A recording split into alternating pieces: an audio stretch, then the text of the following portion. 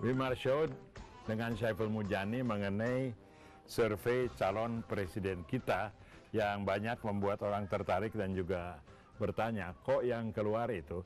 Terus katanya karena memang hasil ini perlu dijelaskan, akan dibuat sosialisasi. Apa caranya misalnya secara konkret dalam waktu dekat ini? Salah satunya ya seperti diundang sama Bung Wimar di sini. Oh, terima kasih. Ya, jadi saya melihat itu bagian dari sosialisasi itu. Kita belum evaluasi. Nah, akhir bulan ini mungkin kita punya survei nasional, efek dari rilis kemarin. Oh, itu di survei juga survey, ya? Surveinya di survei gitu? Iya, surveinya di survei ya. untuk ngetes seberapa jauh sosialisasi ini nyampe kepada masyarakat dan bagaimana tanggapannya, positif atau negatif dan seterusnya.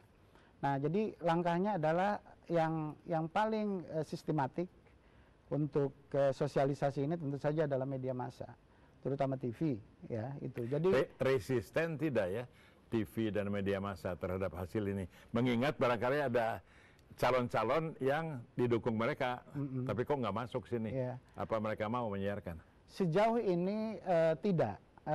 Semuanya cukup antusias, bahkan hampir dalam seminggu terus mendiskusikan tentang hasil survei. Wah, itu satu tanda emas itu untuk kedewasaan politik. Iya, iya. Jadi saya melihat begitu. Ini karena program rilis kita ini tidak partisan dalam pengertian semua, siapa saja, sangat inklusif, yang potensial atau yang tertarik untuk menjadi presiden 2014 kita diskusikan semuanya. Tapi kalaupun tidak partisan, tapi hasilnya seperti tadi saya kemukakan, ya yang 5 besar itu orang-orang tertentu yang tadinya tidak dikenal. Bagaimana? Boleh disebut nama-nama itu? Iya, tadi Bung Wimar menyebut misalnya yang pertama, ya menarik ini ya, dari semua bukan tokoh partai, juga tidak melakukan kampanye adalah Mahfud.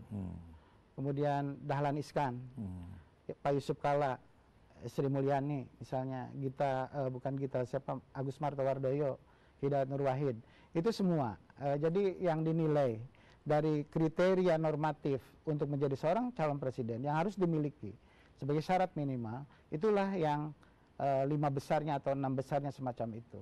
Sementara tokoh-tokoh partai yang udah melakukan kampanye, udah mendeklarasikan diri sebagai calon presiden itu tidak masuk ke dalam ini. Ini artinya apa? Artinya menurut orang yang paham tentang tokoh-tokoh nasional ini, jadi yang sudah beredar banyak melakukan sosialisasi ini sebenarnya kurang memenuhi kriteria untuk presiden kita yang lebih baik ke depan. Nah, oleh karena itu dengan ini tadi, jadi media menyambut semuanya, kita tidak partisan, kita hanya menyampaikan ini partisipasi masyarakat, opini masyarakat yang mengerti tentang tokoh-tokoh nasional yang mungkin akan menjadi presiden kita 2014. Siapa? Ya, oke. Siapa yang membiayai survei ini? Survei ini dilakukan oleh majalah, kerjasama dengan majalah 2014 ini, yang dipimpin oleh Gunawan Muhammad. Gunawan Muhammad mencari semacam sumbangan ke sana kemari untuk mendukung kegiatan ini. Ini dijual majalah ini? Iya, dijual majalah ini. Diharapkan dari sana kita bisa membiayai ongkos produksi. Di toko buku dijual? Di toko buku, disebar juga. Bukan di kaki lima gitu ya. Iya.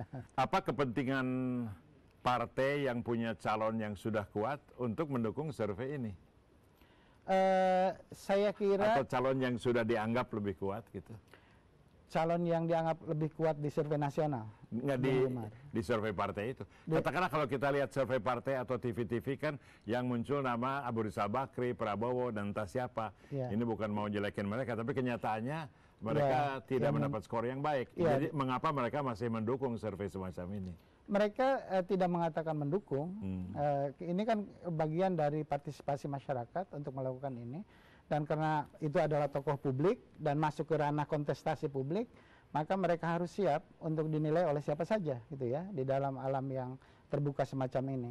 Jadi sejauh ini mereka ya tentu tidak mendukung dalam pengertian setuju gitu ya? Setuju seperti itu, tidak begitu. Bahkan di antara mereka memberikan komentar atau kritik yang kita anggap itu sebagai hal yang biasa, dan kita harus menjelaskannya mengapa mereka yang merasa sudah sangat kuat di masyarakat tapi ternyata dalam survei ini tidak.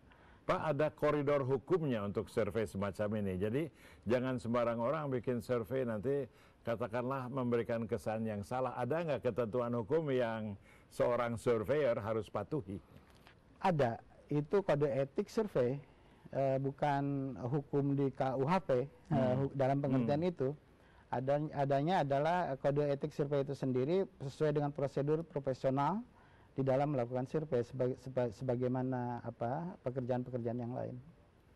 Oke, yang sosialisasi yang keliling itu kemana? Forumnya di mana begitu?